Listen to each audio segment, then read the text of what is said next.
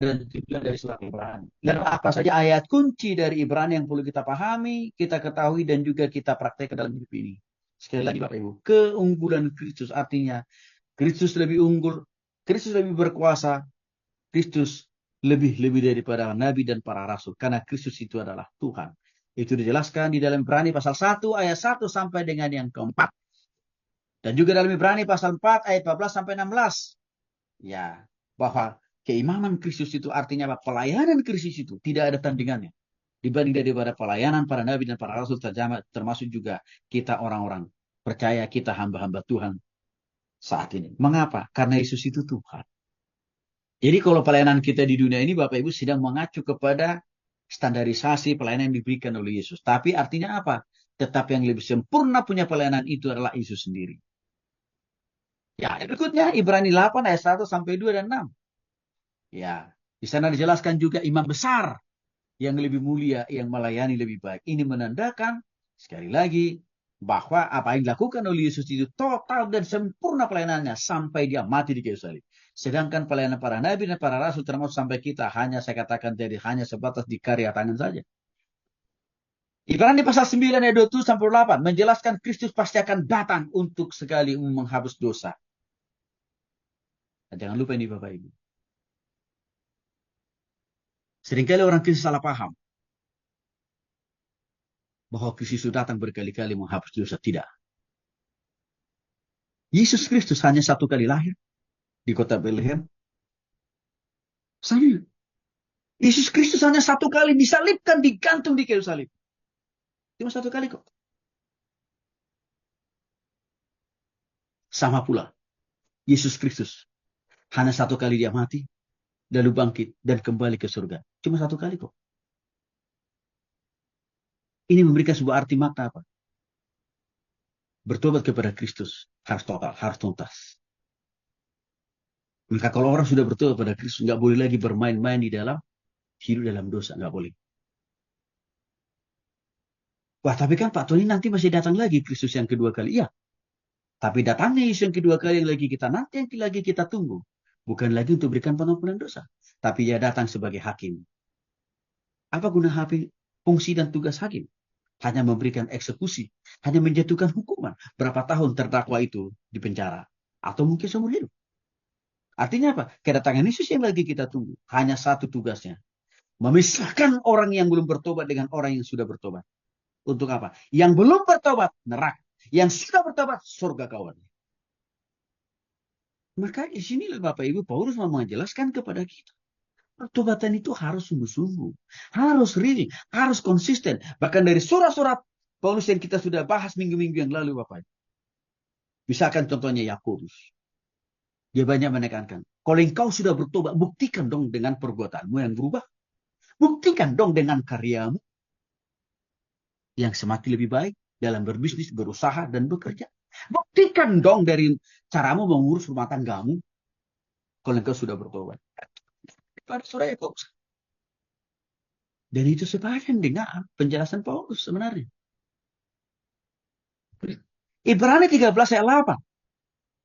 Menekankan Yesus itu sama baiknya dulu, sekarang, sampai selama-lama.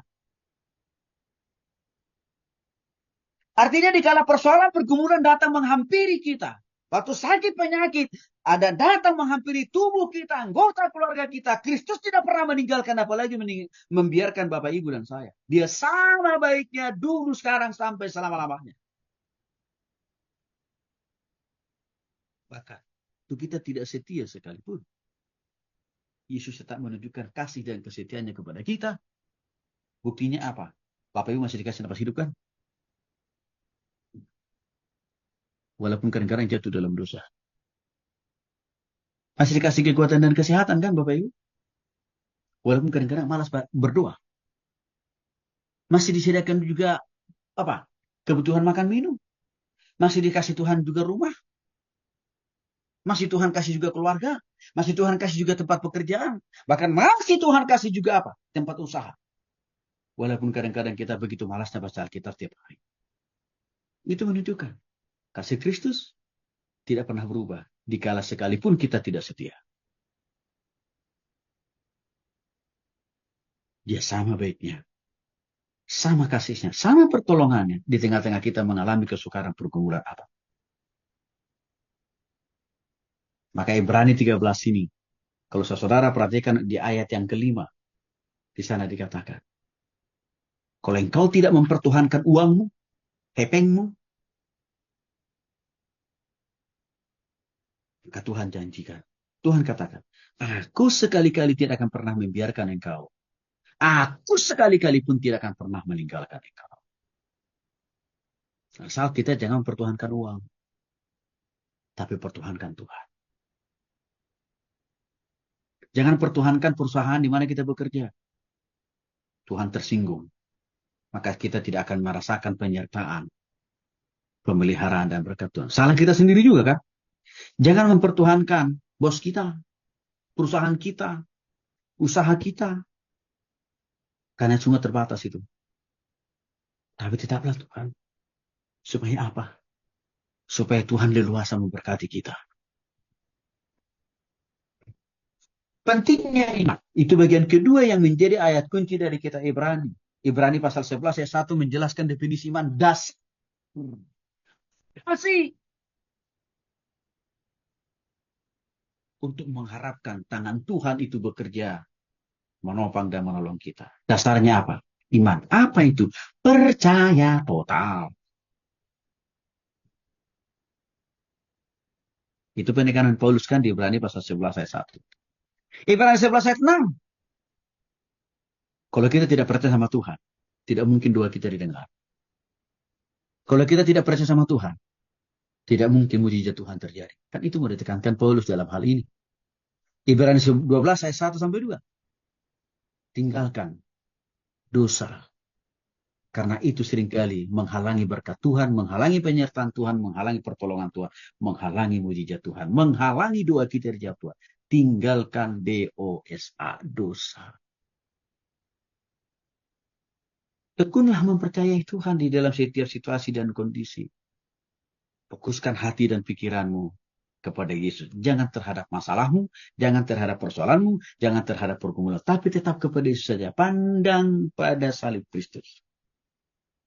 Jadi artinya kalau kita punya masalah Bapak Ibu, jangan fokus sama masalahnya. Tapi fokus saja sama Tuhan. Kalau kita pelototin terus masalah kita, lalu kita terus bertanya kenapa. Ujung-ujungnya kan secara tidak langsung kita sedang mendiskreditkan, menuduh Tuhan kan penyebab masalah itu kan gitu. Itu karena kita nggak fokus sama Tuhan, tapi lebih fokus terhadap masalah. Dan itu tidak menyelesaikan masalah kita. Enggak, makin membawa berat. Maka waktu saya mengalami masalah, persoalan, pergumulan Bapak Ibu, udah. Saya alihkan hati, pikiran, perasaan saya sama Tuhan aja. Saya langsung lapor sama Bapak saya, sama Tuhan saya Yesus Kristus. Dan minta kekuatan, pengharapan, dan penghiburan. Nah bagian yang ketiga, ayat kunci dari Ibrani adalah peringatan tetap setia. Membaca, merenungkan, melakukan firman Tuhan. Karena firman itu Tuhan itu powerful Bapak Ibu. Punya kuasa 2 kali lipat. Maka dia diibaratkan seperti pedang bermata 2. Yang mampu mengubah hati orang yang keras. Memperbarui kehidupan orang yang keras. Menjadi apa? Lemah lembut. Penjara. Sekalipun seumur hidup. Tidak ada jaminan orang itu bisa bertobat dan berubah. Dan itu sudah saya buktikan setiap kali waktu kami pelayanan di penjara. Justru seringkali orang yang pernah di penjara, karena terlalu lama dia di penjara, makin bertambah jahat dia. Mengapa? Karena lingkungan orang-orang di sekitarnya kan orang-orang jahat. Maka setelah dia keluar, ya kejahatannya makin bertambah. Kalau di awal dia masuk penjara karena nyopet, tapi karena lama dia di penjara bergaul dengan orang-orang yang belum bertobat di penjara, apa yang terjadi? Dia tidak tertarik lagi untuk memakai strategi nyopet cari uang, tapi lebih tertarik dia pakai apa? Pakai baku bunuh, Bapak Ibu. Maka firman Tuhan lebih efektif, lebih produktif, menobatkan, mengubah orang. Itulah pentingnya soalnya pelayanan di penjara. Tapi jangan hanya sekedar memindahkan ibadah minggu di penjara. Mereka udah kebanyakan ibadah, Bapak Ibu. Persoalannya yang saya lihat seringkali banyak orang melayani di penjara, tapi hanya memindahkan ibadah gereja minggu di penjara. Nggak ada guna itu. Orang-orang di penjara itu, Bapak Ibu, ibadahnya itu 3 kali sehari. Di luar hari Minggu loh. Ibadah pagi mereka ada. Ibadah siang ada. Itu setiap hari kok. Ibadah malam juga ada sebelum tidur. Tapi itu tidak otomatis memubahkan, menobatkan mereka. Maka bentuk pelayanan kami di penjara itu Bapak Ibu bukan membuat ibadah. Bukan. Satu persatu kami injili orang. Satu persatu. Pakai apa? Metode 5 jari. Yang sudah saya ajarkan kepada Bapak Ibu. Jadi terukur respon orang itu terhadap Injil Kristus. Terukur pola. Langkah-langkah taktis pertobatannya gitu. Maka saya katakan, kalau kita punya pelayanan di penjara, hanya memindahkan ibadah di gereja kita, aduh, nggak produktif.